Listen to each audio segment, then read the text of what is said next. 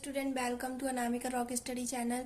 Student, इस video में आपको क्लास 12th फिजिक्स का चैप्टर 1 का एक बहुत इंपॉर्टेंट टॉपिक कराऊंगी, जो है गॉस की प्रमेय। ये बहुत इंपॉर्टेंट टॉपिक है, मोस्ट इंपॉर्टेंट टॉपिक हैगा ये, और ये अक्सर पेपर में पूछ लिया जाता है, आता ही है।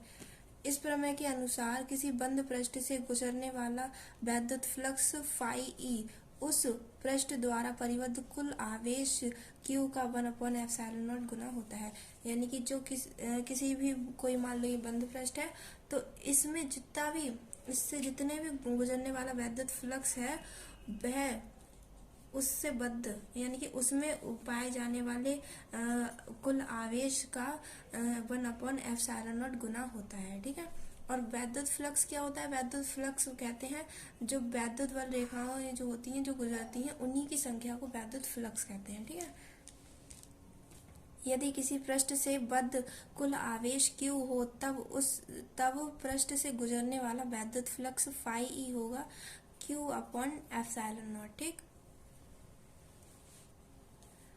यहाँ ε0 माध्यम की वैद्युशीलता है। माध्यम कौन सा माध्यम? निर्वात या वायु। ठीक है। और कोई सा माध्यम नहीं, केवल निर्वात हो, एम्प्टी या फिर वायु, एयर हो। ठीक। अगर मैं इसे प्रूफ करने के लिए आता है तो मैं इसे प्रूफ करके भी आपको बताती हूँ कैसे होगा। माना एक बिंदु आवेश Q है ये। ठीक है। इस पर एक पृष्ठ के अंदर ये पृष्ठ है A, ये वाला पृष्ठ A है, इसके अंदर बिंदु O पर स्थित है। ठीक है। माना इस पृष्ठ के एक बिंदु P के चारों ओर लघु क्षेत्रफल अवयव dA है। ये लघु क्षेत्रफल अवयव dA है। ठीक है। इसमें मैंने ये मान लिया है, जहाँ dA वैद्युत क्षेत्र E से थीटा कोण बनाता है। जहाँ पे जो dA है वो वैद्युत क्षेत्र E, ये वैद्युत क्षेत्र और ये dA है, इससे ये थीटा कोण बना रहा है। ठीक है। बनाता है। क्षेत्रफल अवयव dA द्वारा बिंदु O आंतरिक घनकोण d ओमेगा है। तो इसका जो आंतरिक घनकोण है वो d ओमेगा है।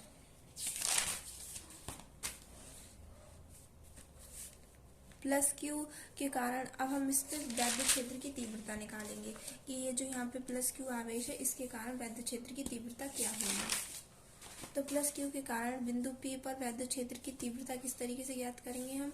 तो इसके लिए E = 1/4πε0 Q/r² हो जाएगा। Q आपका ये हो जाएगा Q, और r² यहाँ से यहाँ तक की दूरी जो है, क्योंकि हमें P पर निकालना है, तो यहाँ से यहाँ P तक की दूरी जो है वो r हो जाएगी। ठीक।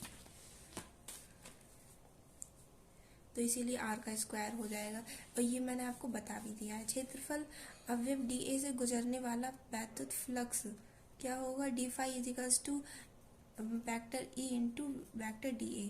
ये एक फॉर्मूला होता है, इससे हम वैद्युत फ्लक्स निकालते हैं। ठीक है। वैद्युत क्षेत्र गुणा में और क्षेत्रफल अवयव, तो ये इसकी गुणा करके जो है क्षेत्रफल हमारा फ्लक्स निकलता है, वैद्युत फ्लक्स। ठीक है। या हम ऐसे भी लिख सकते हैं, और अगर इसको सिंपल ऐसे लिखेंगे तो लिखेंगे d∅ E dA cos theta.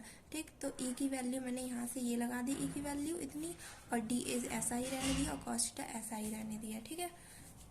तो d∅ अब मैंने क्या किया, यहाँ से 4πε0 को यहीं रहने दिया, और ये Q जो है वो इधर लिख दिया है। ठीक है। और ये r² इसके नीचे पहुँचा दिया। अब चूंकि ये इतनी चीज़ जो है वो d ओमेगा के बराबर होती है, dA cos theta upon r² d omega, ये आप याद कर लेना। ठीक है। तो इसीलिए पूरे पृष्ठ द्वारा निर्गत वैद्युत फ्लक्स क्या हो जाएगा? इंटीग्रल d∅ इंटीग्रल में Q/4πε0 इंटू d ओमेगा। ठीक।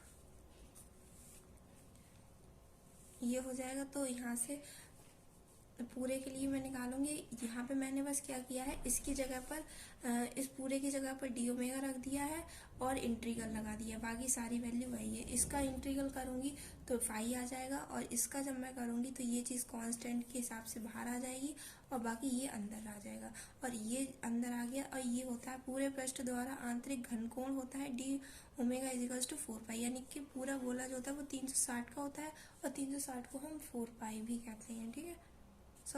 360 को तो हम 2 पाई कहते हैं, क्योंकि 80 को हम कहते हैं 1 पाई और 360 को 2 पाई, तो हम 4 पाई यहाँ पे ये फॉर्मूला लगाते हैं। ठीक, तो यहाँ पे फाई इजिकल्स टू, अब मैं इसकी वैल्यू की जगह पे इस समीकरण 2 में, ये समीकरण 2 से ले लेंगे हम। ठीक है, समीकरण 1 से, सॉरी 1 से, इस समीकरण 1 से अब ये वैल्यू यहाँ लगा देंगे, इसकी जगह पर ये वैल्यू लगाएंगे यहाँ पे, और 4 पाई से 4 पाई कैंसिल हो जाएगा, तो यहाँ पे आपका आ जाएगा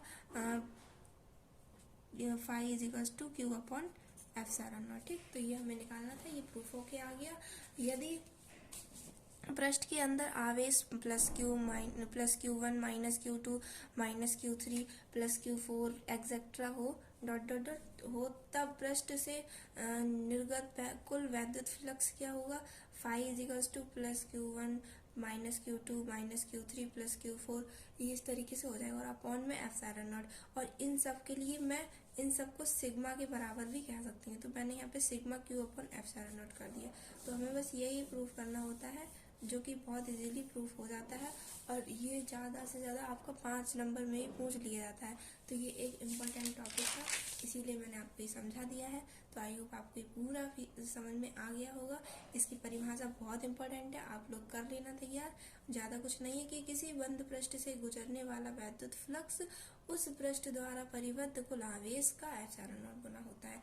इससे भी आप दोनों बिल्कुल फॉर्मूला याद कर लो, परिभाषा याद हो जाएगी। ठीक है, और फिर उसका ये प्रूफ करवा देना है, बस इतना ही काम हैगा, प्रूफ आसानी से हो ही जाएगा। बस आपको इतना मैंने समझाया, आप 1-2 लाइन मिस करके भी लिखोगे तब भी काम बन जाएगा आपका। ठीक है, तो आई होप आपको वीडियो अच्छी लगी हो। अगर वीडियो अच्छी लगी हो तो वीडियो को लाइक करें और शेयर करें और चैनल को सब्सक्राइब करें।